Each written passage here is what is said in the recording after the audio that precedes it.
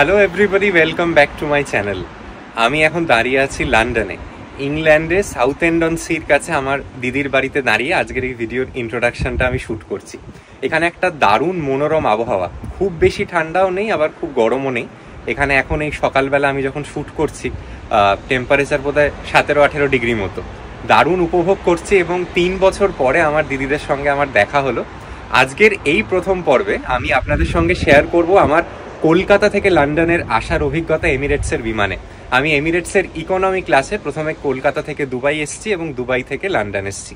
সেই গোটা অভিজ্ঞতা রইল আপনাদের জন্য আজকের এই ব্লগটা শেষ পর্যন্ত দেখবার অনুরোধ রইল, এবং দেখে যদি ভালো লাগে তাহলে অবশ্যই আমার এই চ্যানেলটি সাবস্ক্রাইব করতে ভুলবেন না, যাতে এই ইউকে সিরিজের সমস্ত ব্লগের নোটিফিকেশন আপনারা ইনস্ট্যান্ট পেয়ে যান। তাহলে চলুন এই লন্ডনের রাস্তাঘাট এবং আশপাশের এই অপূর্ব সুন্দর পরিবেশকে সাক্ষী রেখে আজকের এই নতুন ব্লগটাকে এখান থেকেই শুরু করা যাক। There's a party downtown, someone said that you're coming by. Let me know when you're here, meet me up for a smoke outside.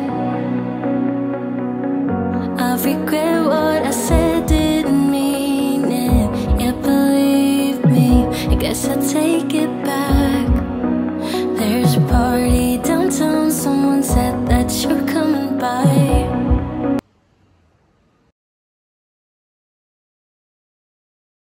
Hello, good morning everybody.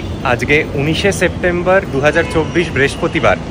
আজকে আমার এই চ্যানেলে শুরু হতে চলেছে একটা নতুন ইন্টারন্যাশনাল ট্রিপ। আমি এখন দাঁড়িয়ে আছি কলকাতার আন্তর্জাতিক বিমানবন্দর। আজকে আমি কলকাতার এই আন্তর্জাতিক বিমানবন্দর থেকে যাচ্ছি হচ্ছে লন্ডন। দীঘা, পুরী, দার্জিলিংয়ের চেনা গণ্ডিকে পেরিয়ে এই চ্যানেলের এক নতুন প্রয়াস, একটা নতুন ইন্টারন্যাশনাল ট্রিপ। আজকে সকালে 9:45-এ আমার এমিরেটসের বিমান, যা আমাকে প্রথমে নিয়ে যাবে দুবাইতে 2 ঘন্টা লেওভার, আবার দুবাই থেকে আমি সরাসরি চলে যাব লন্ডন। আজকের এই ভিডিওটা আমার লাইফের অনেক ফার্স্টকে সাক্ষী করবে। আমি এর আগে বিদেশ ট্রিপ করেছি ঠিকই, তবে তা থাইল্যান্ডে, যেটাকে এখন বাঙালির সেকেন্ড হোম বলা যায়। এত দূরের যাত্রা, এত বড় ফ্লাইটের যাত্রা আমার প্রথম। আজকে আমি চড়তে চলেছি A380 বিমান, যা বলা হয় ওয়ার্ল্ডের লার্জেস্ট প্যাসেঞ্জার এয়ারক্রাফট। এরকম আরও নানা নতুন জিনিস হতে চলেছে আজকে আমার সঙ্গে। গোটা ভিডিওটা দেখবার অনুরোধ রইল, এবং দেখে যদি ভালো লাগে তাহলে আমার এই চ্যানেলটি সাবস্ক্রাইব করতে ভুলবেন না। তাহলে চলুন আর সময় নষ্ট না করে প্রবেশ করা যাক এয়ারপোর্টের মধ্যে। আমাকে এবার যেতে হবে হচ্ছে গেট নাম্বার 4A 4Bর দিকে। এখান থেকেই কিন্তু এমিরেটসের চেক ইন হবে। আর দেখুন, বলতে কোনো দ্বিধা নেই, আমি কিন্তু ইউরোপ, আমেরিকা বা ফর দ্যাট ম্যাটার ইউকেতেও লাইফে প্রথমবার যাচ্ছি। এমন নয় যে আমিও একটা সুপার এক্সপার্ট কিছু। আমারও যেহেতু প্রথমবার যাত্রা, আমিও নবেশ, আমারও কিছু ভুল হবে, এবং আমি এটাই চাই যে আমি যে ভুলগুলো করছি আগামী দিনে আপনারা যারা ইউকে যাচ্ছেন কোনো কারণে, চিকিৎসা হোক, পড়াশুনো হোক বা ফর এনি আদার রিজন, শুধু ট্যুরিজমের জন্য যারা যাবেন তাদের যেন সেই ভুলটা না হয়। এখন এই পরিবর্তিত পরিস্থিতিতে 2024-এ কিভাবে আপনাদের ইউকে ট্রিপ প্ল্যানটা সাজালে সুবিধে হয়, ভিসা কিভাবে করবেন, ফরেক্স কিভাবে করবেন, টিকিটের কত প্রাইস পড়তে পারে, এবং আরও নানা খুঁটিনাটি তথ্য শেয়ার করতে থাকবো আজকের ভিডিওতে। পৌঁছে গেছি গেট 4A 4Bর কাছে। এখান থেকেই কিন্তু আমাদের ভিতরে প্রবেশ করতে হবে। কলকাতা বিমানবন্দর থেকে যেহেতু খুব লিমিটেড ইন্টারন্যাশনাল ফ্লাইটস ছাড়ে, তাই ইন্টারন্যাশনাল সেকশনটায় কিন্তু ভিড় বেশ কম। এই বাঁদিকেই হচ্ছে এমিরেটসের চেক ইন ডেস্ক। এখানেই কিছু গুটি কয়েক লোক দেখতে পাচ্ছি, নইলে কিন্তু এই দিকটা প্রায় পুরোটাই খালি। চলুন যাওয়া যাক এমিরেটসের চেক ইন ডেস্কে। এমিরেটসের চেক ইন ডেস্ক খালিই ছিল, বেশি সময় নিল না। আমার মাত্র একটাই আজকে কিন্তু চেক ইন লাগেজ আছে। আমার আজকে যে টিকিট, আমি তো ইকোনমি সেভারে ট্রাভেল করছি, তাতে আমাকে অ্যালাউ করছে হচ্ছে একটা চেক ইন ব্যাগেজ, যেটার ম্যাক্সিমাম ওয়েট হতে পারে 25 কেজি, এবং একটা হচ্ছে ক্যারি অন ব্যাগেজ, যেটার ম্যাক্সিমাম ওয়েট হতে পারে 7 কেজি। এমিরেটসে আপনারা সবাই জানেন বিভিন্ন ক্লাসেস এবং ক্যাটাগরিজ থাকে। আমারটা হচ্ছে সব থেকে ইকোনমিক্যাল ফেয়ার, যেটা ওনারা বলেন ইকোনমিক্যাল সেভার। এরপরে প্রিমিয়াম ইকোনমি থাকে, বিজনেস ক্লাস থাকে, ফার্স্ট ক্লাস থাকে। এই লাগেজের অ্যালাওয়েন্সটা কিন্তু পাল্টাতে যায়।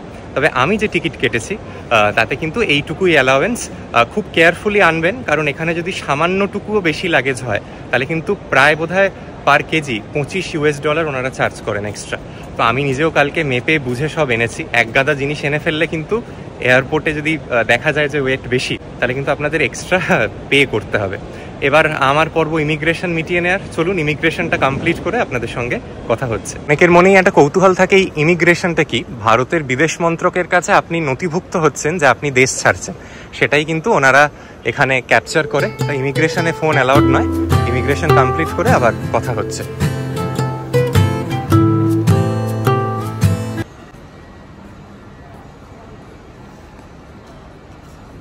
আমার ইমিগ্রেশন আর সিকিউরিটি চেকের সমস্ত কাজ মিটে গেল। আজকে খালি ছিল, মিনিট 5 নিল, বেশি সময় নেয়নি।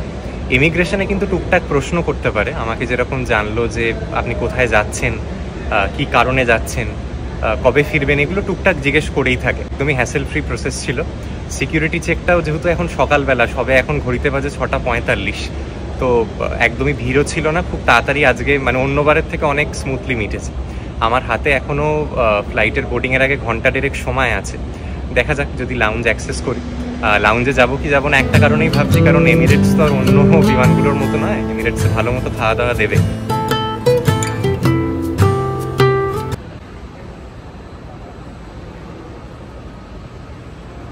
আমার এবারের ট্যুর প্ল্যানটা একটু বলে রাখি। আজকে 19শে সেপ্টেম্বর আমি রওনা হচ্ছি, আমার ফেরা হচ্ছে 2রা অক্টোবর। মোটামুটি সপ্তাহ 2-এর একটা আমার ছোট ট্রিপ। এবার আমার নিজের দিদি থাকে লন্ডনে। আমার কিন্তু এইবারের ঘোরাটা মানে ট্যুরিস্ট হিসেবে যাওয়ার থেকেও আমার নিজের দিদি এবং আমার এক্সটেন্ডেড পরিবার যারা ইউকেতে থাকে তাদের সঙ্গে দেখা করতে যাওয়াটাই মূল উদ্দেশ্য। আনফর্চুনেটলি তৃষা এবার আসতে পারেনি, কারণ ওর এত বড় ছুটি পাওয়া সম্ভব ছিল না। আমি ওয়ার্ক ফ্রম হোম করব, তাই আমার পক্ষে যাওয়াটা অনেক ইজিয়ার। ভিসার সমস্ত ডিটেলস আমি একটু পরে শেয়ার করছি।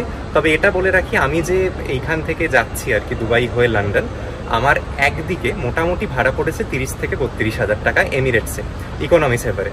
তবে আমি বলে রাখি এই রুটে কিন্তু কলকাতা থেকে লন্ডনের যেগুলো 2 স্টপ ফ্লাইট কি অন্য অপারেটর যারা আছে তাদের যদি ওয়ান সাইডে টিকিট কাটেন, আমি বলছি কখনো কখনো 20 থেকে 22 হাজারেও হয়ে যায়। ফর অ্যান এক্সাম্পল, আমি নিজেও দেখেছিলাম কলকাতা থেকে একটা বিস্তারার ফ্লাইট আছে যে মুম্বাই যায়, এবং মুম্বাই থেকে সেটা যায় সুইজারল্যান্ড, জিউরিক থেকে যায় লন্ডন। সেই প্লেনটার ভাড়া কিন্তু ঘোরাফেরা করে 20 থেকে 22 হাজার টাকার মধ্যে। এবার সেটায় একটা যেটা ব্যাপার হচ্ছে যে 2টো স্টপ এবং আপনাকে সুইজারল্যান্ড হয়ে যেতে হচ্ছে। তো আমি প্রথমে একবার ভেবেছিলাম ওই টিকিটটা কাটবো, তো সুইস এম্বাসিকে মেল করেছিলাম, ওটা সুইস এয়ারের ফ্লাইট। তো ওনারা বললেন যে ভারতীয় নাগরিক যারা, আপনি যদি এয়ারপোর্টের থেকে না বেরোন, মানে যে জায়গাটা থেকে আপনাকে অন্য একটা ইন্টারন্যাশনাল ফ্লাইট ধরতে হবে, তাহলে কোনো ট্রানজিশন ভিসা লাগে না সুইজারল্যান্ডের জন্য। আমি কৌতূহলের বসেই জেনেছিলাম, কারণ সেখানে ফ্লাইট ফেয়ারটা বেশ কম পড়ছিল। এখান থেকে একটা একটু আনফর্চুনেট ব্যাপার হচ্ছে, কলকাতায় ইন্টারন্যাশনাল ফ্লাইটস খুব লিমিটেড। তাই এখন আমি যখন কথা বলছি, অ্যাজ অফ সেপ্টেম্বর 2024 কলকাতা থেকে কিন্তু ইউরোপ বলুন, ইউকে বলুন, আমেরিকার বলুন, কোনো ননস্টপ ফ্লাইট নেই।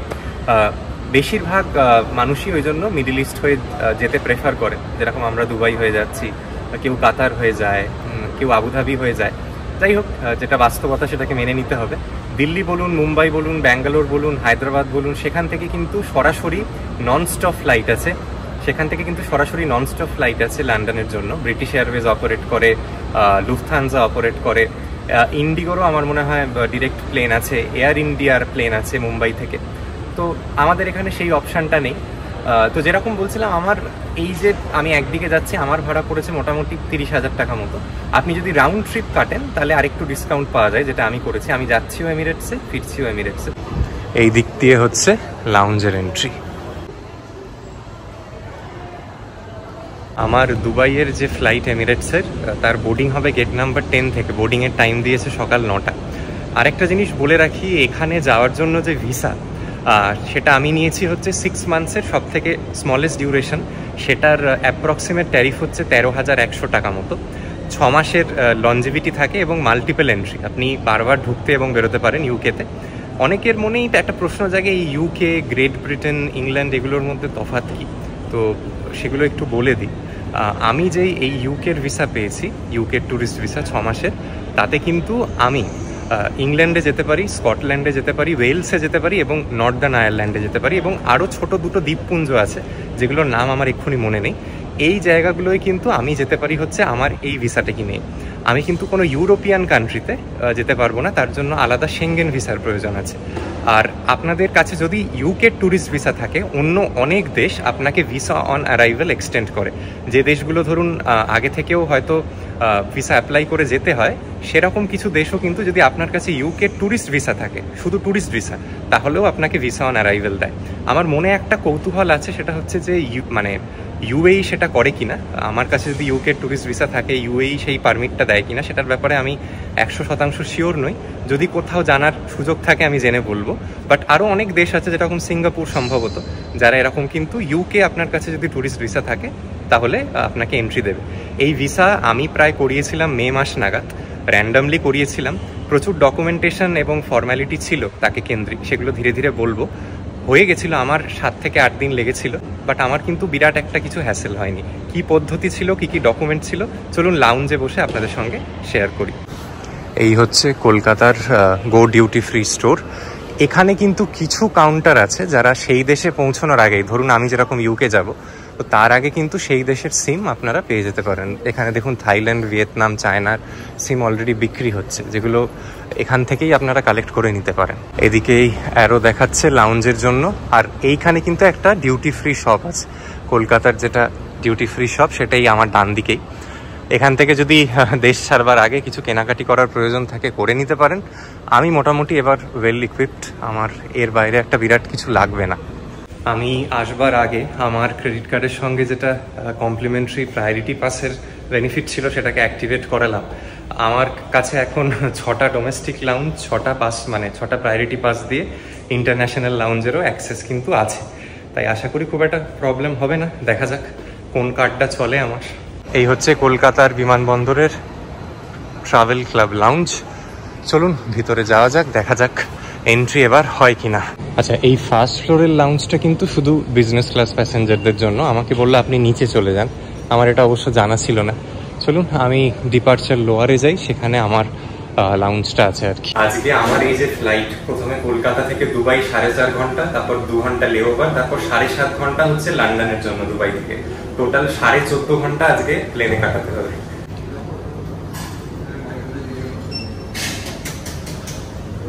প্রবেশ করে গেলাম কলকাতার ইন্টারন্যাশনাল লাউঞ্জে।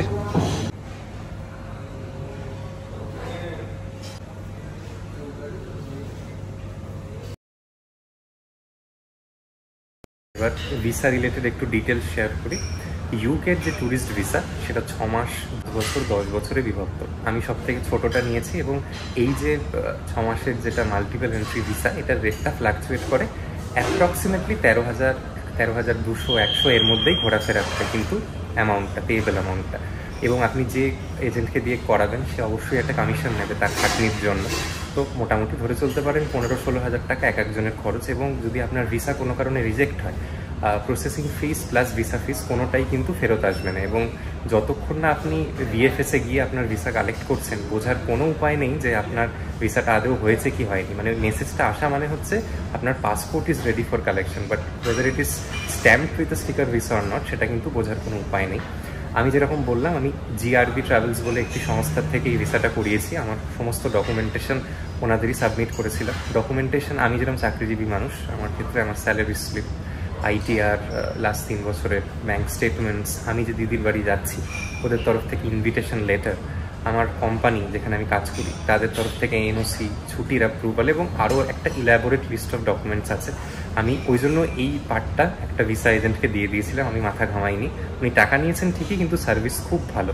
আমি যেদিন ডকুমেন্ট সাবমিট করেছি অনলাইনে, তার পরের দিনই ভিএফএসে বুকিং পেয়েছিলাম। ভিএফএসের কাজটা আরও সিম্পল, ওখানে গিয়ে শুধু আপনার বায়োমেট্রিক্সটা দিতে হয় আর পাসপোর্টটাকে ওনারা জমা রেখে দেন। আপনার এই যে ভিএফএসের ভিজিট, সেদিনকে আপনি যদি চান 2টো জিনিস করাতে পারেন। একটা হচ্ছে মেসেজিং সার্ভিসের জন্য অপ্ট করতে পারেন, এবং দ্বিতীয়টা হচ্ছে আপনার ভিসা স্ট্যাম্পড হয়ে গেলে ওরাই পোস্টে পাঠিয়ে দেবে। আমার যেহেতু বাড়ি কলকাতাতেই, আমার সেটা লাগেনি। ভিএফএসের এই অফিসটা হচ্ছে একদম অ্যাক্রোপলিস মলের পাশেই, কসবাতে। তো আমার সেটা লাগেনি, আমি নিজে গিয়ে পরে কালেক্ট করেছিলাম। আমার এই মেসেজিং সার্ভিসটা যেটার জন্য আমি অপ্ট করেছি, সেটার জন্য কিন্তু আলাদা করে টাকা দিতে হয়েছিল। ভিএফএসে কিছুটাই ফ্রি অফ কস্ট না, এমনকি এরকম ব্যাগ নিয়ে যদি যান, ব্যাগ রাখার জন্য ওনারা টাকা নেয়। যাই হোক, এটা একটা লেন্দি প্রসেস। ইউজুয়ালি আমার ক্ষেত্রে 7-8 দিনে মিটে গেছে। VFS-এ পাসপোর্ট জমা দেওয়ার 7-8 দিনের পর মেসেজ আসে, আমি গিয়ে কিন্তু নিজেই আমার পাসপোর্টটি কালেক্ট করে নিয়ে আসি এবং ইউকের হচ্ছে স্টিকার ভিসা। এর আগে আমার দূরের বিদেশ যাত্রা বলতে থাইল্যান্ড, যেখানে প্লেনের সময় নিয়েছিল এই 2.5 থেকে 3 ঘন্টা মতো। এই 14.5 ঘন্টা লেওভার নিয়ে এটা আমার লাইফে করা সব থেকে বড় ফ্লাইট জার্নি হবে। তাই একটু স্কেপটিক্যাল এবং একা যাচ্ছি বলে অবশ্যই মনে ভয় আছে। আর যেরকম বলছিলাম, আমার স্বীকার করতে কোনো দ্বিধা নেই, আমি দেশের বাইরে ট্রাভেলের ব্যাপারে কিন্তু অতটা কনফিডেন্ট নয়। আমি এমন নয় যে প্রত্যেক মাসে ইউরোপ আমেরিকা ঘুরতে যাই বা আমার পরিবারেরও কেউ যায়। তো আমাদের পরিবারেরও প্রথম আমি ইউকে যাচ্ছি, তো আমার মনে ভয় তো আছেই এবং শেষ অবধি যতক্ষণ না গিয়ে পৌঁছচ্ছি একটা ধুকপুকানি থেকেই যাবে। যাই হোক, মা দুর্গার নাম নিয়ে বেরিয়ে পড়লাম, দেখা যাক কী অপেক্ষা করে আমার জন্য। আমার এই যে প্রথম প্লেনটা 9:45-এ এখানে ছেড়ে গিয়ে দুবাইয়ের টাইমের 1:10-এ পৌঁছবে। দুবাই ভারতের থেকে 1.5 ঘন্টা পিছিয়ে আছে, তখন ভারতের অ্যাপ্রক্সিমেটলি 2:40-2:30 হবে। তো ওখানে গিয়ে আমার ঘন্টা 2-এর একটা লেওভার, তারপর 7.5 ঘন্টার ফ্লাইট।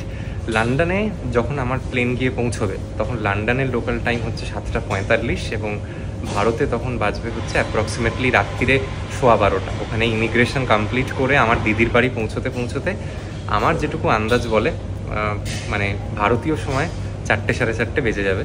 বুঝতেই পারছেন খুব টায়ারসাম একটা জার্নি এবং এত কিছু দেখানোর জন্য, এত কিছু দেখানো বা বলার আছে, তো সেই জন্য ব্লগের ডিউরেশনটাও কিন্তু একটু বেশি হবে, কিছু মনে করবেন না। এবার আপনাদের বলি হচ্ছে কারেন্সির ব্যাপারটা। এখন এই সেপ্টেম্বর মাস 2024-এ জিবিপি আর কি, যেটা ওখানের ইউকের কারেন্সি, সেটা হচ্ছে 1 জিবিপি অ্যাপ্রক্সিমেটলি 111 টাকা। আমি বুক মাই ফোরেক্স বলে একটা অনলাইন পোর্টাল আছে, তাদের থেকেই ফোরেক্স কার্ড এবং কারেন্সি নিয়ে যাচ্ছি। ওই কারেন্সি কার্ডটার একটা সুবিধে হচ্ছে যে ওটায় আপনি যখন টাকা ভরবেন বা ওখান থেকে মানে আনলোড করবেন, তাতে কোনো অ্যাডিশনাল চার্জ লাগে না। এটিএম উইথড্রল বা আপনার ব্যালেন্স কোয়ারির জন্য চার্জেস আছে, বাট এমনি কার্ডটা খুব ভালো। মেক মাই ট্রিপেই দেখবেন যেটা ফোরেক্স সেকশন, সেখান থেকে অর্ডার দেওয়া যায়। আপনার পাসপোর্ট এবং ভিসা এগুলো আপলোড করলে ওনারা বাড়ি এসেই দিয়ে যায়, মানে আপনি যেদিন সকালে অর্ডার দেবেন সেদিনকে দুপুরের মধ্যেই পেয়ে যাবেন এবং লোডও হয়ে যায়। আমি কারেন্সিও ওনাদের থেকেই নিয়েছি। আমার মোটামুটি কনভার্সন ফ্যাক্টর এবং ওনাদের কমিশন নিয়ে মানে কার্ডের টাকাটা ভরতে 112.5 টাকা মতো পড়েছে এবং কারেন্সিটা কিন্তু বেশ এক্সপেন্সিভই পড়েছে, 115 টাকা প্রায় কনভার্সন রেট পড়েছে। তো এরপর থেকে যখনই 1 জিবিপি 2 জিবিপি বলবো, মনে মনে ওই 110 দিয়ে রাফলি একটা গুণ করে নেবেন। এই জন্যই কিন্তু ইউকে এত কস্টলি। ওখানে টিউব বলুন বা লোকাল এই যে ট্যাক্সি আজকে রাত্রে চড়বো, দেখতেই পারবেন বোধহয় 100 জিবিপির মতো খরচ পড়ে যাবে, মানে ভারতীয় মুদ্রায় প্রায় 10 থেকে 11,000 টাকা। তো ওখানে সমস্ত কিছুই খুব খরচ সাপেক্ষ, ওই জন্য খুব টেনে চলতে হবে আর কি, মানে জলের দরে টাকা ওড়ানোর জায়গা একেবারেই নয়। আমার অভিজ্ঞতা থেকে একটা কথা বলতে পারি, কম্প্যারিটিভলি সেঙ্গেন ভিসার পাওয়ার যে চান্সেস, তার থেকে ইউকে ভিসার পাওয়ার চান্স বেশি, ট্যুরিস্ট ভিসা। এবং স্পেশালি যদি আপনাকে কেউ ইনভাইট করে, আমার যেরকম হচ্ছিল আর কি, প্রুফ অফ ফান্ড হিসেবে আপনার যদি কোনো ফিক্সড ডিপোজিট থাকে বা ব্যাংকের স্টেটমেন্ট দেখাতে পারেন, অ্যাভারেজে বলছি 3-3.5 লাখ টাকা যদি একটা অ্যাভারেজ ব্যালেন্স থাকে তাহলে পেয়ে যাওয়া যায়, খুব একটা কঠিন কিছু নয়। এবং ধরুন আপনার সঙ্গে আপনার ওয়াইফ বা বাচ্চারা যাচ্ছে, তাদের ডিপেন্ডেন্ট হিসেবে দেখাতে পারেন। এবং এই কাজগুলো অসাধারণভাবে করেছে জিআরবি। ওনারা যে এত সুন্দর আমার হয়ে কাভার লেটার সাজিয়েছিল, সমস্ত কিছু করেছিল, তো আমার কিন্তু একেবারেই হেডেক লাগেনি। যখন যা আমাদের মানে ডকুমেন্ট মনে হয়েছে ওনাদের দরকার হতে পারে, আমাকে ফোন করে জেনে নিয়েছেন এবং গোটা কাজটা প্রসেসিংয়ের সমস্তটা ওনারা করেছে। তো আমার অভিজ্ঞতা ওনাদের ব্যাপারে খুব ভালো। আপনারাও দেখতে পারেন, ওনারা ইউকে ভিসা, সেঙ্গেন ভিসা এবং দেশের মানে এই পৃথিবীর বোধহয় প্রায় সমস্ত দেশের ভিসাই ওনারা করেন। ওনাদের অফিস লেক টাউনের কাছে, আমি ফোন নাম্বার দিয়ে রাখবো, যোগাযোগ করতে পারেন। এবং আমি ওনাদের থেকে কিন্তু সার্ভিস পেয়ে খুশি। এটা কিন্তু কোনো রকম কোলাবোরেশন বা পেড প্রমোশন নয়, বলে রাখা ভালো, বাট আমি সত্যিই ভালো সার্ভিস পেয়েছি বলে আমি ওনাদের সাজেস্ট করতে পারি। এই যে ইন্টারন্যাশনাল লাউঞ্জ দেখছেন, এখানে কিন্তু অ্যালকোহলিক ড্রিঙ্কও ওনারা সম্ভবত 2 বার ফ্রি অফ কস্ট সার্ভ করে, আপনার এন্ট্রির যে চার্জেস তার মধ্যে ইনক্লুডেড থাকে। আমি যেহেতু অ্যালকোহলিক ড্রিঙ্কের সঙ্গে ইউজ টু নয় বা আমি সেটা কনজিউম করি না, ওনাদের বলার পরে ওনারা কিন্তু তার পরিবর্তে আমাকে একটা ফ্রেশ লাইম সোডা অফার করেছিলেন। এখন ঘড়িতে বাজে এই 7:45। বোর্ডিংয়ের আগে আমার এখনও 1 ঘন্টা 15 মিনিট বাকি।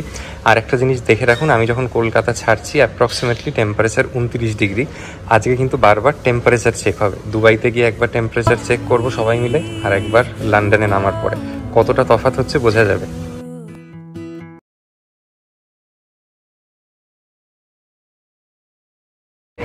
এই কিন্তু আজকে আমাদের এমিরেটসের বিমান, যা আমাকে কলকাতা থেকে দুবাই অবধি নিয়ে যাবে।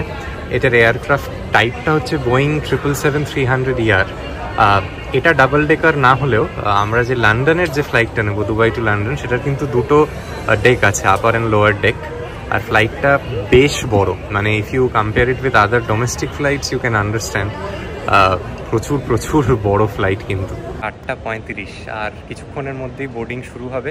এরপর আপনাদের সঙ্গে সরাসরি দেখা হবে ফ্লাইটে বসে গিয়ে। এখনও অবধি যারা এই ভিডিওটা দেখছেন, একটা ছোট্ট অনুরোধ করব, কাইন্ডলি আমার চ্যানেলটা যদি আমার এই কন্টেন্টটা যদি আপনাদের ভালো লাগে, তাহলে কিন্তু আমার এই চ্যানেলটি সাবস্ক্রাইব করতে ভুলবেন না। তাহলে আপনার আর আমার কানেক্টেড থাকাটা অনেক ইজি হবে।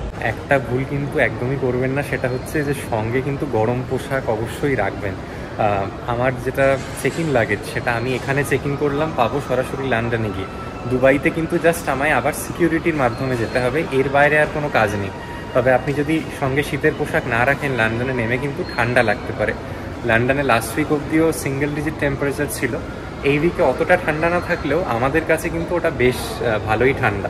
তো শীতের পোশাক অবশ্যই সঙ্গে রাখবেন। সঙ্গে বাচ্চা থাকলে তাদের টুপি, মোজা, গ্লাভস, ছোট সোয়েটার এগুলো রাখতে ভুলবেন না। কারণ মনে রাখবেন, চেক ইন লাগেজে যা রাখলেন সেটা লন্ডনে যতক্ষণ না পৌঁছচ্ছেন পাবেন না। যদি প্লেনেও ঠান্ডা লাগে, সঙ্গে একটা কিছু রাখা কিন্তু বুদ্ধিমানের কাজ হবে।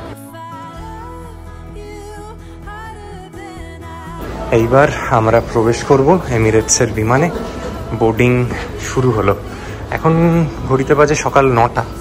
এখনো ফ্লাইট ছাড়তে কিন্তু মিনিট 40 আছে, তবে খুব টাইমলি বোর্ডিং হচ্ছে। এই ফ্লাইটটিতে প্রবেশ করেই আপনারা যদি প্রথমে বাঁদিকে তাকান, তাহলে এই ফ্লাইটটার বিজনেস ক্লাসটা আপনাদের চোখে পড়বে। আমরা চলে গেলাম ডান দিকে গেলেই প্রথমে পড়ে হচ্ছে প্রিমিয়াম ইকোনমি সেকশন। বলে রাখা ভালো, ইকোনমি এবং প্রিমিয়াম ইকোনমির টিকিটের প্রায় মানে ডবল দামের তফাৎ আর কি। যদি ইকোনমিতে 30,000-এ পান, প্রিমিয়াম ইকোনমিতে প্রায় 60,000 টিকিট পড়ে।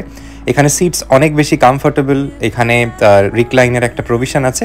আর এই সেকশনটা হচ্ছে ইকোনমি সেকশন।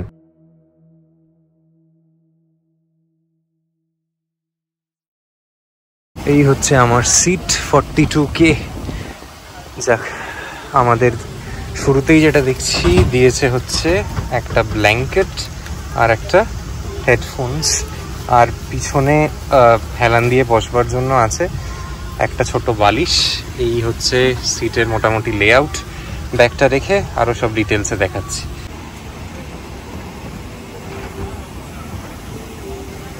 আচ্ছা, এই উইন্ডো সিটটা আমার সিটটা একটু দেখিয়ে দিই। মাথায় একটা কুশানিং আছে, এখানে একটা আলাদা করে বালিশ দিয়েছে। আমি নিজের জন্য এই নেক পিলোটা কিনে এনেছি। আর ওনারা দিয়েছে হচ্ছে এই একটা ইয়ারফোন, যেটা এই ইনফোটেনমেন্ট স্ক্রিনে লাগিয়ে আপনি ব্যবহার করতে পারেন। একটা কম্বল, কারণ এই ফ্লাইটে এসিটা একটু চিল্ড থাকে, তো ঠান্ডা লাগলে সেটা। আর বাকি যা সরঞ্জাম দেখছেন সেগুলো আমারই। এই যে স্ক্রিন, এটা একটা touch infotainment screen, 13 inch HD screen. এখানে একটা রিমোট আছে যেটা দিয়ে স্ক্রিনটাকে অপারেট করা যায়। একটা টেবিল, সামনে একটা সিট পকেট। এই কিন্তু মোটামুটি। আর লেগ স্পেস কিছুটা এরকম দেখতেই পাচ্ছেন। আমি 6 ফুট 2 ইঞ্চি একজন মানুষ, আমি মোটামুটি বসেও কিন্তু বেশ খানিকটা জায়গা আছে, অসুবিধা নেই। আর এই ইনফোটেনমেন্ট স্ক্রিনটা কিন্তু আমাকে এন্টারটেন রাখবে এই 4.5 ঘন্টার ফ্লাইটে। আর মোবাইলের চার্জ দেওয়ার জন্য কিন্তু একটা USB পোর্ট আছে, টাইপ সি পোর্ট নেই, মাথায় রাখবেন। আমাদের এখন মোস্টলি নতুন মোবাইলগুলো সব টাইপ সি পোর্টের চার্জার দেয়। আমি ওই জন্য আলাদা করে একটা USB টাইপেও ক্যারি করছিলাম। এটা হচ্ছে ইয়ারফোন লাগানোর জায়গা, এটা তো রিমোট কন্ট্রোলটা যেরকম বলছিলামই। আর this is the touch screen. এটা যখন প্লেন চলবে আপনাদের আরও দেখাবো। এখানে একটা বটল হোল্ডার আছে, আর দিস ইজ দি ট্রে। যখন ভালো মন্দ খাবার দেবে এখানে রেখেই খাবো। সুন্দর বেশ। ইকোনমি বলে যে খারাপ আদেও নয়, পরিষ্কার অনেকটা জায়গা। আর এমিরেটসের আমার সব থেকে যেটা ভালো লাগছে, সব কিছু খুব ওয়েল ম্যানেজড। এই সিটগুলো কিন্তু ভীষণ কমফোর্টেবল, আমি বসেই রিয়েলাইজ করতে পারছি। কুশনিংটা খুব ভালো। আর এইখানের যে বাটন, এগুলো প্রেস করলে সিটটাকে রিক্লাইনও করা যাবে up till 4 inches for what I know. এই হচ্ছে সেই রিমোট কন্ট্রোলটা। ইকোনমি সেকশনটা কিন্তু একদম ফুল থাকে। প্রিমিয়াম ইকোনমি বা ফার্স্ট ক্লাস, বিজনেস ক্লাসে কিছু ভ্যাকেন্সিজ থাকলেও এই ইকোনমি সেকশনটা একদম ফুল। আমি চেকিং ডেস্কে ওনাদের বলছিলাম যদি কোনো বেটার সিটস আপগ্রেড করা যায়, বাট ওনারা বললো যে না, আজকে এই দুটো ফ্লাইটই আর কলকাতা টু দুবাই এবং দুবাই টু লন্ডন দুটোই একদম ফুল যাচ্ছে। এখানে সিটিং প্যাটার্নটা এই দিকের সাইডের সিটগুলোয় 3 জন, মাঝখানে 4 জন, আবার ওদিকে 3 জন। এমিরেটসের এই ইনফোটেনমেন্ট সিস্টেমটার ব্যাপারে চট করে কয়েকটা ইম্পর্টেন্ট তথ্য আপনাদের বলে দিই। প্রথমেই যে জিনিসটা দেখতে পারবেন এই ইনফোটেনমেন্ট সিস্টেমটাতে আপনাদের দুটো ক্যামেরার অ্যাক্সেস আছে, একটা ফ্রন্ট ভিউ, একটা বটম ভিউ। সেটা দিয়ে বারবার চেক করে দেখতে পারেন যে আপনারা যারা প্লেনে আছেন তারা অ্যাকচুয়ালি কোন জায়গা দিয়ে পাস করছেন বা ভিউটা কি আশপাশে। এবং দ্বিতীয় যেটা খুব ইম্পর্টেন্ট ব্যাপার হচ্ছে এখানে একটা জিও ট্র্যাকার আছে যেটা দিয়ে আপনার প্লেনের কারেন্ট লোকেশনটাও বোঝা যায়। এছাড়া এই যে ইনফোটেনমেন্ট সিস্টেম সেখানে সিনেমা, মিউজিক, অডিও, পডকাস্ট ভর্তি এবং গেমসও আছে বাচ্চাদের খেলবার জন্য, যেটা ব্যবহার করে আপনারা নিজেদের এন্টারটেন রাখতে পারেন। সেদিনকে যদিও আমাদের বিমানটি ছাড়বার কথা ছিল সকাল 9:45 নাগাদ, বোর্ডিং তাড়াতাড়ি কমপ্লিট হয়ে যাওয়ার দরুন আমাদের এই ফ্লাইট কিন্তু 10টা মিনিট আগেই ছেড়ে যায়। কলকাতা থেকে দুবাইয়ের ফ্লাইং টাইম কিন্তু মাত্র 4 ঘন্টা 5 মিনিট। ওনারা একটা বাফার টাইম নিয়ে ওখানে ডেস্টিনেশনে পৌঁছানোর সময়টা বলে, তবে আমরা প্লেনে উঠেই সেদিনকে রিয়েলাইজ করতে পেরেছিলাম যে আমাদের যা প্রজেক্টেড টাইম ছিল দুবাই পৌঁছানোর তার বেশ খানিক আগেই কিন্তু আমরা হয়তো পৌঁছে যাব। এই রকমভাবে কিছুটা কিন্তু ওনারা একটা দেখাতে থাকে যে আপনাদের প্লেন কোথায়, বাইরের এখন যে টেম্পারেচার কত অল্টিটিউড থেকে ফ্লাই করছেন, ডেস্টিনেশন আর কতটা দূরে, টেলউইন্ড কত, এবং এই ফ্লাইটের নানা ইনফো প্লেনে বসেই কিন্তু অনায়াসে আপনারা দেখতে দেখতে যেতে পারেন, যেটা আমার কাছে একটা খুব নতুনত্ব ব্যাপার ছিল। সেদিন আমিও কিন্তু নিজেকে এন্টারটেন রাখবার জন্য কখনো শ্রী স্বপন কুমারের বাদামি হায়নার কবলে দেখলাম, কখনো অন্য সিনেমা। এই হচ্ছে বোয়িং 777-300 এর ওয়াশরুম।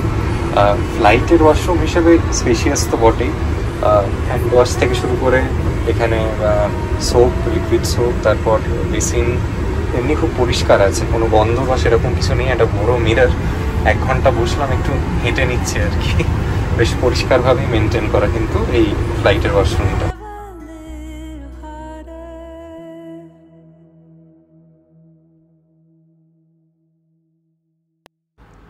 আমাদের এই ফ্লাইটটা একদম ইস্ট থেকে ওয়েস্ট হয়ে যখন গুজরাট হয়ে ধীরে ধীরে ইন্ডিয়ার মাটি ছেড়ে বেরিয়ে গেল, তার ঠিক কিছুক্ষণ পরেই কিন্তু আমাদের এইখানের ফ্লাইটের যেটা অনলি কমপ্লিমেন্টারি মিল সেটা সার্ভ করলেন। তাতে কি ছিল চলুন চট করে আপনাদের একবার দেখিয়ে দিই।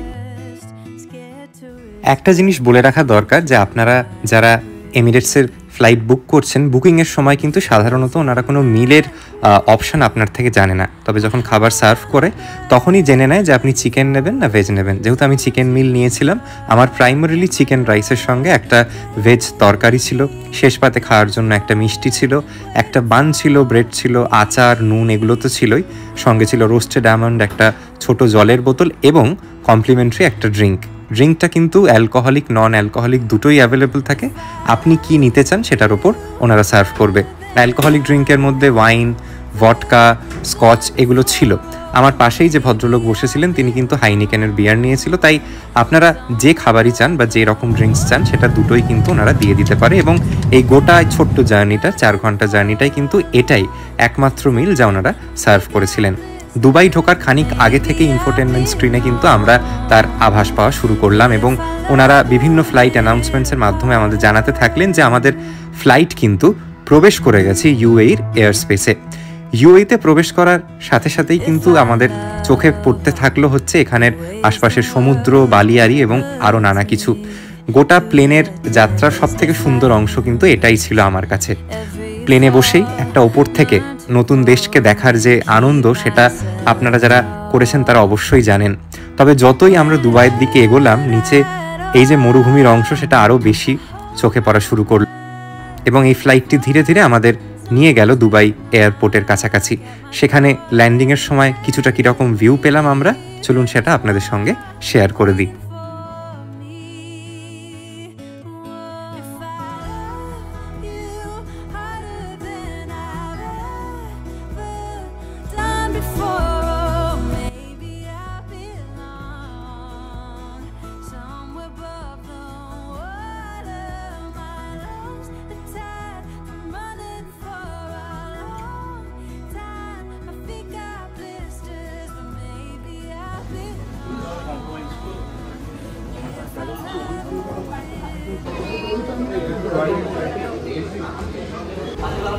পৌঁছে গেছি দুবাই ইন্টারন্যাশনাল এয়ারপোর্টে।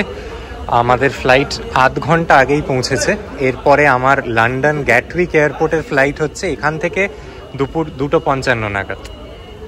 এখান থেকে যখনই কোনো জায়গার কানেক্টিং ফ্লাইট নেবেন অন্তত যেন ঘন্টা দুয়েকের গ্যাপ থাকে, সেটা মাথায় রেখে নেবেন।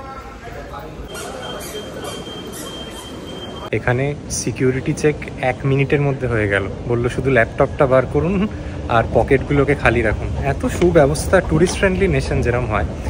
আর এখানে একটা কানেকশনসের সেকশন যেটা, সেখানে বোর্ডে সমস্ত ফ্লাইটের ডিটেলস পাবেন। একজন হেল্প করার জন্য আছে, লাগেজ বোর্ডিং পাসটা স্ক্যান করে বলে দিল যে আপনি অমুক গেটে চলে যান। No problem at all. ভীষণ ভীষণ একটা সুবিধের জায়গা আর কি দুবাইটা। আর এইরকম কিছুটা দেখতে হচ্ছে দুবাই এয়ারপোর্ট। সুন্দর, তবে ব্যাঙ্গালোর এয়ারপোর্ট দেখার পরে দুবাই এয়ারপোর্টকেও কিন্তু একটু মলিন লাগছে। আর এদিকে দেখুন একটা ঝর্ণা মতো সুন্দর বেশ। এখানে আবার একটা ট্রেন নিতে হবে মনে হচ্ছে আমার A21 যাওয়ার জন্য।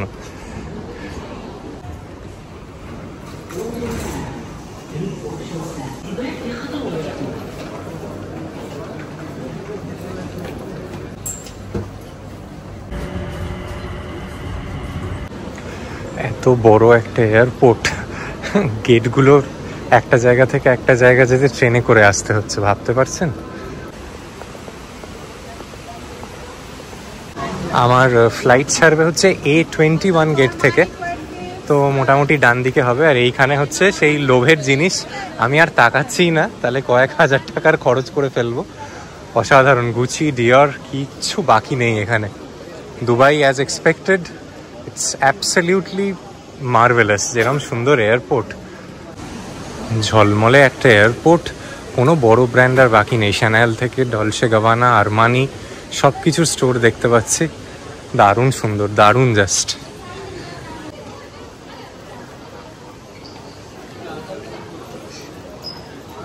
যাদের কেনাকাটি করতে ভালো লাগে মাথা খারাপ হয়ে যাবে। দুবাইতে নামার পরে আমার গেটগুলো অবধি পৌঁছতে হার্ডলি 20 মিনিট নিল। তবে এটাই ব্যাপার, একটু গ্যাপ রাখা ভালো। আমার কিন্তু আরও কম ইন্টারভেলেরও মানে কি বলবো গ্যাপ ছিল, তো আমি সেগুলোকে অপ্ট করিনি। আমার মনে হয় এই ডিসিশনটা ঠিকই আছে।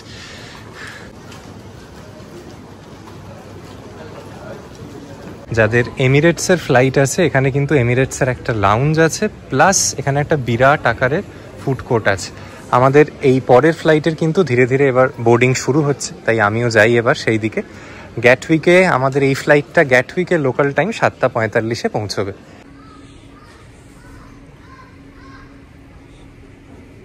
এই হচ্ছে আজকে আমাদের এয়ারক্রাফট A380 এমিরেটসের বিমান। এইটা করেই কিন্তু আমরা লন্ডনের গ্যাটউইক অবধি যাব। আমাদের প্রথমে এক ধাপ সিকিউরিটি চেক হয়েছিল, তারপর এই এরিয়াটা অ্যাক্সেস করবার আগে, বোর্ডিং গেটটা অ্যাক্সেস করবার আগে কিন্তু একটা প্রপার ফ্রিস্কিং হয়েছিল। আমি যতটা সহজ ভাবছিলাম ততটা নয়, সমস্ত জিনিস চেক করলো, এমনকি জুতো খুলিয়েও ওনাদের মেশিন দিয়ে সব চেক করেছে। এই যে এয়ারবাস A380 ফ্লাইটটি দেখছেন, এটা বলা হয় যে পৃথিবীর সব থেকে বড় মানে প্যাসেঞ্জার এয়ারক্রাফট আর কি।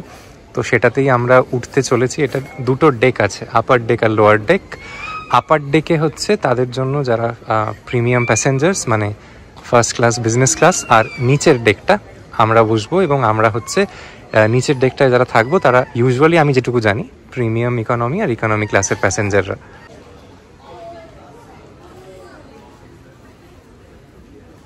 এবার দুবাই নিয়ে ডেডিকেটেডলি ব্লগ করা হবে না, কারণ দুবাইতে আমি থাকছি না, দুবাইয়ের ট্যুরিস্ট ভিসাও নেই আমার কাছে। পরে তৃষাকে নিয়ে কখনো আসবো এবং সমস্তটা ঘুরিয়ে দেখাবো। এয়ারপোর্টটা একটা মিনি শপিং মল বলতে পারেন, খুব সুন্দর ওয়েল মেনটেন্ড একটা এয়ারপোর্ট। তবে হ্যাঁ, আমাদের ব্যাঙ্গালোরের এয়ারপোর্টটাও কম নয়, মানে ব্যাঙ্গালোরের এয়ারপোর্টটাও বিশ্বমানের। তো সেই ক্যাটাগরিরই মনে হলো আমার, তার থেকে বেটার লাগেনি। আর এবার ছিল আমাদের পালা এই A380 এয়ারক্রাফটটিতে বোর্ড করবার। এমিরেটসের আমার যে জিনিসটা দুটো ক্ষেত্রেই ভালো লাগলো, মানে কলকাতা টু দুবাই এবং দুবাই টু গ্যাটউইকে, সেটা হচ্ছে ওনারা চেক ইনের প্রসেসটা ভীষণ ভালোভাবে ম্যানেজ করেন। কোথাও কোনো রকম কোনো হ্যারাসমেন্ট নেই, ওয়েট করিয়ে রাখার ব্যাপার নেই, জিনিসটা ওভারঅল ভীষণ ভালোভাবে ম্যানেজড। এই প্লেনটাতেও কিন্তু ঢোকার পরেই আমাদের প্রথম থেকেই এই ইকোনমি ক্লাসটাই চোখে পড়লো। যেরকম বলছিলাম আপার একটা টিয়ার আছে, সেখানেই কিন্তু বিজনেস ক্লাস এবং ফার্স্ট ক্লাসটা ছিল, যেটা এই প্লেনে অ্যাটলিস্ট আমরা ঢুকেও দেখতে পাইনি, এবং ওপরের ওই আপার ডেকটায় কিন্তু এই প্রিমিয়াম প্যাসেঞ্জার ছাড়া যাওয়াও বসে গেছি A380 এয়ারবাসে আমার সিটে। এটাও আমার উইন্ডো সিট, আলাদা করে পে করেছি, নইলে র্যান্ডম একটা সিট অ্যাসাইন করতো। আর এখানেরও লেগ স্পেসটা বেটার কম্পারেটিভলি, মানে slightly better than the previous aircraft, but বাকি সমস্ত কিছু সেম, সেই একই ইনফোটেনমেন্ট সিস্টেম, সেই রিমোট কন্ট্রোল, সেই glass holder, reclinable seats and every other thing একই রকম, বিরাট কিছু তফাৎ নেই। তবে হ্যাঁ, এই সিটে 7.5 ঘন্টা বসতে হবে, এটাই একটু চাপের ব্যাপার।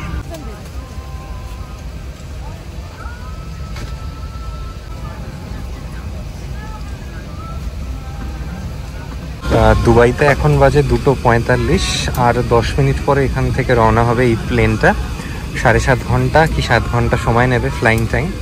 আমার প্রজেক্টেড লন্ডনে অ্যারাইভেল টাইম হচ্ছে বিকেল 7:45 লন্ডনের, মানে তখন ভারতবর্ষে বাজে রাত 12:15।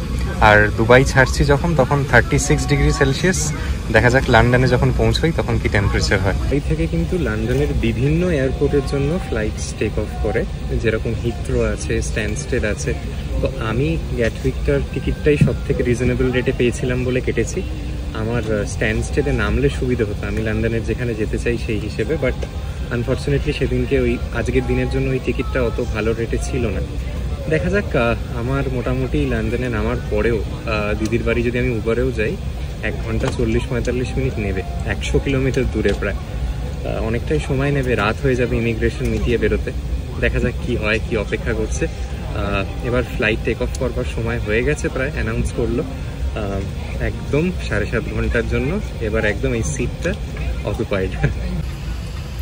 লেগ স্পেসে বিরাট কিছু একটা তফাৎ না থাকলেও এই ফ্লাইটটায় আমার একটা জিনিস যেটা বসেই রিয়েলাইজেশন হলো, সেটা হচ্ছে এই ফ্লাইটগুলোর সিটটা চওড়া বেশি। একজন প্যাসেঞ্জার আর একজন প্যাসেঞ্জারের পাশে বসলে গায়ে গা লেগে যাওয়ার ব্যাপারটা কিন্তু অ্যাটলিস্ট এখানে হচ্ছিল না। আচ্ছা, প্লেনে বসতেই কিন্তু একটা মেনু কার্ড দিয়ে গেলেন ওনারা। মেনু কার্ডে কী কী দেবেন আজকে এই গোটা জার্নিটায় তার একটা হিসেব আছে। এই দেখুন, কিছুটা এরকম লাঞ্চে creamy potato salad, butter chicken, beef stroganoff, dessert lemon milk cake, chocolate offered with a selection of juices, tea and coffee. Or before landing, coronation chicken on rye and white bread, scone with clotted cream, banoffee pie offered with a selection of tea, coffee and juices. প্রচুর জিনিস আছে, বেশ ভালো। আগের প্লেনটায় তো সেসবের কোনো পাপবালাই ছিল না, শুধু জিজ্ঞেস করলো ভেজ না চিকেন খাবেন, চিকেন বললাম, চিকেন দিয়ে দিল। এখানে তো একটা গোটা মেনু ধরিয়েছে। হেভি এয়ার ট্রাফিক থাকবার দরুন দুবাই এয়ারপোর্ট থেকে প্রজেক্টেড টাইমের খানিকটা পরেই ছাড়লো আজকের আমাদের এই বিমান। আর এই ফ্লাইটটায় যেটা অ্যাডিশনাল আরেকটা যেটা খুব সুন্দর ব্যাপার ছিল, যে ফ্রন্ট আর বটম ভিউ ক্যামেরার সাথেও একটা এরিয়াল ভিউও কিন্তু ছিল এই ফ্লাইটটার এই ইনফোটেনমেন্ট স্ক্রিনটায় দেখার সুযোগ হিসেবে। তো গোটা টেক অফের প্রসেসটা আমি দারুণভাবে এনজয় করতে পারলাম এই প্লেনেরই অ্যাসোসিয়েটেড ক্যামেরাগুলোর থেকে। দেখুন, ফ্লাইটটা ওঠার সময় কি অপূর্বভাবে ক্যাপচার করেছে এই এরিয়াল ভিউটা। দারুণ দারুণ, এটা একটা সারা জীবন মনে রাখবার মতো একটা দৃশ্য। আর প্লেন ওঠার পরে কিন্তু আমরা কিছুটা এরকমভাবে দেখতে পাচ্ছিলাম দুবাই শহরটাকে প্লেনের জানালা থেকে, এবং ক্যামেরা থেকেও, মানে যেটা রিয়ার ভিউ ক্যামেরা, সেখান থেকেও কিন্তু আমরা আবার দুবাই সিটিটাকে দেখতে পাচ্ছিলাম। তাই আমার কাছে এই যাত্রাটায় দুটো ভিউ ছিল, একটা হচ্ছে ইনফোটেনমেন্ট স্ক্রিনে, আর একটা স্বচক্ষে যেটা প্লেনের জানালা থেকে আমি দেখতে পাচ্ছি।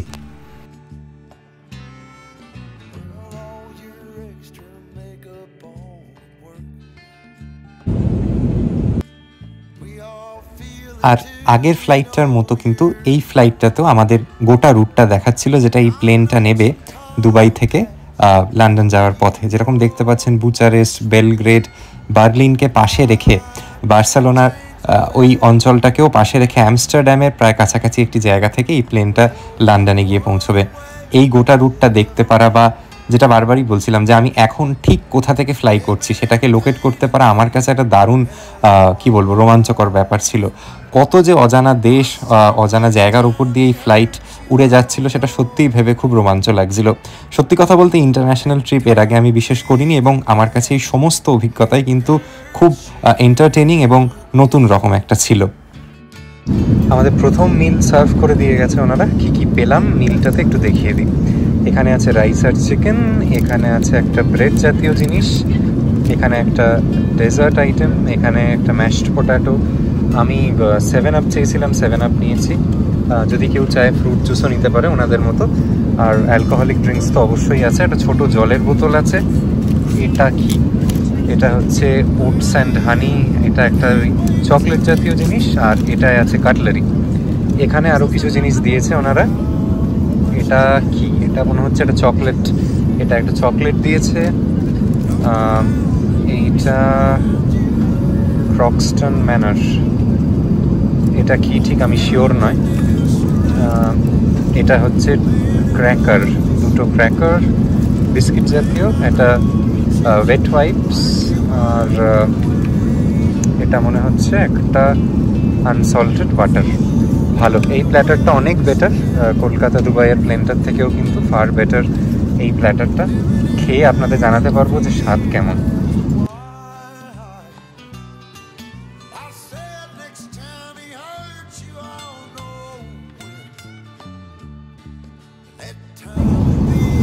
এখন আমরা মাক্কা আর রিয়াদের মাঝামাঝি কোনো একটা জায়গায় যাচ্ছি। অ্যাটলিস্ট এমিরেটসের ফ্লাইটের যে ইনফোটেনমেন্ট সিস্টেম সেটাই বলছে। এইরকম কিন্তু কিছুটা রাইস আর চিকেন। চিকেন দিয়েছেন প্রায় 4 পিস। ভাতের পরিমাণ অল্প, বাট আমার যে খুব বেশি খিদে আছে তা নয়। সকালে একবার খেয়েছি, আবার এটার পরে কিন্তু আবার প্লেন নামবার আগে আবার খেতে দেবে। আর এই দেখুন, যেটা বলছিলাম, আমরা আবাদানের কাছাকাছি আছি, সামনেই বাগদাদ। এখানে লাঞ্চটা ভীষণ ভালো ছিল। কলকাতা টু দুবাইয়ের ওই ফ্লাইটের খাবার একদমই ভালো লাগেনি আমার। ওই যেরকম বলছিলাম, হার্ডলি 6.5 আউট অফ 10। কিন্তু এখানের কিন্তু প্রতি কটা খাবার ভালো। এবং আমার যেটা ভীষণ ভালো লাগছে এই ফ্লাইটটায়, সেটা হচ্ছে যে এখানের প্রত্যেক কটা স্টাফ, যারা আমরা প্লেনে ওঠার পর থেকে যাদের যাদের দেখছি, সবার মুখে হাসি আছে, সবাই খুব পোলাইট। যখন যেটা দরকার হচ্ছে চাইলে দিয়ে যাচ্ছে। মানে just complete contrast to the Kolkata Dubai flight. যাই হোক, অভিজ্ঞতা এখন অবধি খুব ভালো। আর একটা কথা বলে রাখি, আমাদের এই ফ্লাইটটা কিন্তু শেষের 1-1.5 ঘন্টা অ্যাটলিস্ট অনেক ইউরোপিয়ান নেশনসের ওপর দিয়ে যাবে। তখন এই ফ্লাইটের জানলা দিয়েই দেখাবো। লন্ডনটা যেহেতু একদম শেষ মাথায়, তো তার আগে কিন্তু আমরা আরও অনেক ইউরোপিয়ান কান্ট্রিজের ওপর দিয়ে ফ্লাই করব। আমাদের এই ফ্লাইটটা যেরকম বলছিলাম 7:45-এ লন্ডনে ঢোকার কথা, তবে এখন দেখাচ্ছে যে 7:15-20 মধ্যে আমরা পৌঁছে যেতে পারি। দেখা যাক, একটু আগে পৌঁছলে ভালো। এবং নেমেই একটা ছুট লাগাতে হবে, কারণ আপনি যত পরে যাবেন ইমিগ্রেশনে তত বেশি লাইনে দাঁড়াতে হবে। ইমিগ্রেশনে কি প্রশ্ন করবে বা কি জানতে চাইবে আমার ধারণা নেই। যেহেতু আমরা ট্যুরিস্ট ভিসায় এসেছি, আমাদের জটিলতা অনেক কম। যারা পড়াশুনোর জন্য এখানে আসছেন বা একটা লং টার্ম ওয়ার্ক পারমিট নিয়ে আসছেন, তাদেরকে কিন্তু অনেকক্ষণ ধরেই গ্রিলিং করে, আমি যেটুকু শুনেছি, ইউটিউবে যেটুকু দেখলাম। দেখা যাক আমাকে ট্যুরিস্ট ভিসায় কী প্রশ্ন করে। কয়েকটা কমন প্রশ্ন তো আছেই, যে আপনি কবে দেশে ফিরছেন, ওটাই ওনাদের মেন চিন্তা। কারণ ওনারা ভাবে যে এখানে লোকে একবার এলে ইললিগালি থেকে যাবে আর বেরোবে না। তো রিটার্ন ফ্লাইট টিকিটস অবশ্যই সাথে রাখবেন যখন আসছেন। যদিও ভিসা করতে কিন্তু রিটার্ন ফ্লাইট টিকিটস ম্যান্ডেটরি নয় ইউকের, কিন্তু আপনি ভিসা পেয়ে গেলে তখন কিন্তু আসার সময়তেই রিটার্ন ফ্লাইট টিকিটসও অবশ্যই করিয়ে নেবেন, নইলে ইমিগ্রেশনে আটকে দিতে পারে।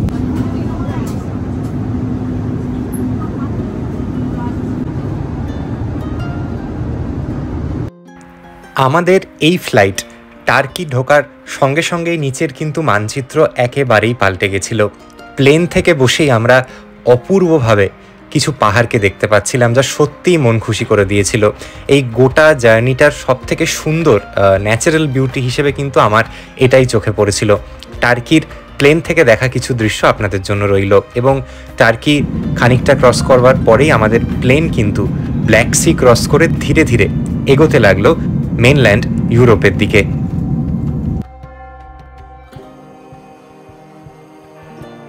এই হচ্ছে A380 বিমানের ওয়াশরুম। দুদিকে দুটো বড় আয়না, যারা সাজগোজ করবেন তাদের ভালো। বিরাট বড় তা নয়, তবে ফ্লাইটের বাথরুম হিসেবে বেশ ভালোই। এখানে দেখুন, হ্যান্ড ওয়াশ থেকে শুরু করে ফেসিয়াল টিস্যু, হাত ধোয়ার জায়গা, ঠান্ডা গরম জলের ব্যবস্থা, সমস্ত কিছু আছে। আর ভিতরে সাজসজ্জাটাও বেশ সুন্দর। এই একাকেই 7.5 ঘন্টার জার্নিতে আমার সব থেকে কাছের বন্ধু হয়ে উঠেছিল ইনফোটেনমেন্ট স্ক্রিনটা। এটার দরুনই কিন্তু এত বড় জার্নিটায় নিজেকে এন্টারটেন রাখা সম্ভব, এবং দেখতে দেখতেই আমরা মূল ইউরোপের কাছে পৌঁছে গেছি। আমাদের ফ্লাইট এখন ফ্লাই করছে মেনল্যান্ড ইউরোপের কাছাকাছি কোথার থেকে, বেলগ্রেড বা বার্লিনের আশপাশে কোথাও আমাদের ফ্লাইট আছে। আর ফ্লাইট থেকে নেমে যাওয়ার আগে এটাই কিন্তু আমাদের শেষ মিল যেটা চলে এসছে। কী কী দিয়েছে একটু বলে দিই। এই সেকেন্ড মিলটায় আমরা পেয়েছি হচ্ছে আর চিকেন স্যান্ডউইচ আর একটা কেক জাতীয় জিনিস। এনাদের এই কেকগুলো অসাধারণ খেতে। সকালের কলকাতা টু দুবাইয়েরও যেটা ডেজার্ট দিয়েছিল খুব ভালো ছিল। তো এরকম দুটো জিনিস, আর এখানে দিয়েছে চিজ আর আরেকটা বান এটার সঙ্গে খাওয়ার। আর এটা কি একটা স্ট্রবেরি রিজার্ভস, এটা ঠিক কী কাজে লাগবে আমার জানা নেই। আর এখানে আবার একটা ওয়েট ওয়াইপস। এই হচ্ছে সমস্ত কিছু।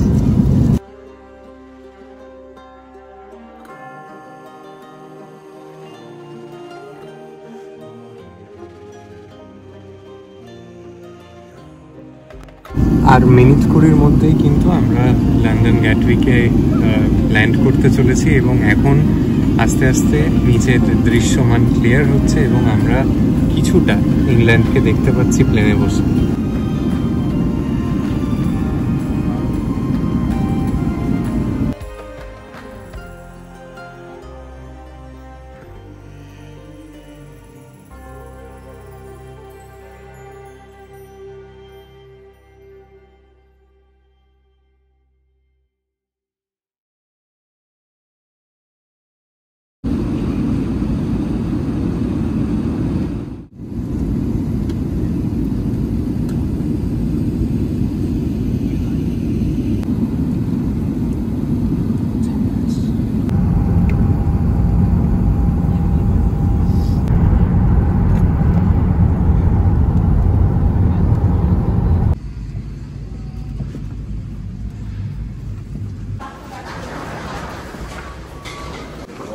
লন্ডনের লোকাল টাইম এখন হচ্ছে রাত্রির 8টা, ইন্ডিয়ায় বাজে রাত 12:30।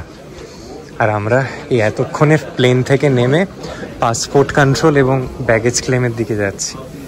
এই হচ্ছে লন্ডনের গ্যাটউইক এয়ারপোর্ট। দেখা যাক। শেষমেশ ইমিগ্রেশন শেষ। 1 ঘন্টা লাইন দিয়ে 30 সেকেন্ডের কাজ। এতক্ষণ তো ওয়েট করালো, জানি না আমাদের লাগেজগুলোর কি অবস্থা। এই হচ্ছে গ্যাটউইক এয়ারপোর্টের কনভেয়ার বেল্টসগুলো। আমাদের সুটকেস, আমাদের লাগেজটা কনভেয়ার বেল্ট 8 আর 9-এ আসার কথা, সেটা তো এসে নিশ্চয়ই এতক্ষণে বোধহয় বেরিয়েও গেছে। ভগবান জানে, সুটকেসটা হারিয়ে গেলে মহা বিপদে পড়বো। আর এখানেই দেখুন সিম কার্ড বিক্রি হচ্ছে, এটিএম আছে, মানি এক্সচেঞ্জের কাউন্টার আছে। এয়ারপোর্টটা ছোট, বিরাট বড় কিছু নয়, বাট ওই আর কি। এই দেখুন, এটা হচ্ছে ইউকের এয়ারপোর্টের সিম ভেন্ডিং মেশিন। এখানে কোনো পাসপোর্ট, ছবি টবি কিচ্ছু লাগছে না। আপনার কীরকম কি প্ল্যান লাগবে সেই অনুযায়ী সিলেক্ট করুন, সিম টাইপ সিলেক্ট করুন, কত দিনের ভ্যালিডিটি সিলেক্ট করুন। আমি যেরকম লাইকার সিম নিলাম, আনলিমিটেড ইন্টারন্যাশনাল ফোন করা যাবে, মানে আমার দেশে ইন্ডিয়াতে, সেটাই আমার দরকার, আনলিমিটেড ডেটা। এটার খরচ পড়লো হচ্ছে 40 GBP, মানে অ্যাপ্রক্সিমেটলি 4500 টাকা। তো এইটাই আমি নিলাম, এটাকে পরে অ্যাক্টিভেট করে নেবো ফোনে পুরে। আমার পারপাস মিটে গেল, কোনো ঝামেলা নেই, কোনো ডকুমেন্টেশন নেই, অল ডান স্মুথলি। আপনাদের মনে নিশ্চয়ই একটা প্রশ্ন যাচ্ছে যে ইমিগ্রেশনে আমাকে কি কি জানলো। আমাকে প্রথমেই বললো কবে ফিরছেন, এখানে কোথায় থাকবেন, আপনি কি কাজ করেন, এই সব টুকটাক 30 সেকেন্ড টোটাল নিল। আমি যেটা বলছিলামই, যেহেতু আমি ট্যুরিস্ট হয়ে এসেছি, ওনাদের আমাকে নিয়ে খুব একটা চিন্তা নেই। যারা অন্য ভিসা টাইপগুলো নিয়ে আসেন তাদের নিয়েই ভাবেন ওনারা, তারা যদি এসে গিয়ে না বেরোয়। এই মোটামুটি ছিল। লাগেজও আমি পেয়ে গেছি, অসুবিধা হয়নি। এবার এখান থেকে আমার দিদির বাড়ি যাওয়া, সেই সমস্ত গল্প নিয়ে আসছি পরবর্তী পর্বে। আমি জানি আজকের এপিসোডটা অনেকটা বড় হয়ে গেল, তবে এই প্রত্যেকটা তথ্য আশা করি ভবিষ্যতের দিনে আপনারা যারা আসবেন ইউকেতে তাদের কাজে দেবে। যদি আজকের ভিডিওটা দেখে ভালো লেগে থাকে তাহলে অবশ্যই আমার চ্যানেলটি সাবস্ক্রাইব করতে ভুলবেন না। আসছি ইউকে ভ্রমণের নানা গল্প নিয়ে ট্রাভেল সিরিজে, তাই আমার চ্যানেলটি সাবস্ক্রাইব করে রাখবেন, যাতে যখনই কোনো ভিডিও আপলোড করবো তার ইনস্ট্যান্ট নোটিফিকেশন আপনারা পেয়ে যান। ভালো থাকবেন। আজকের মতো এখানেই শেষ করলাম।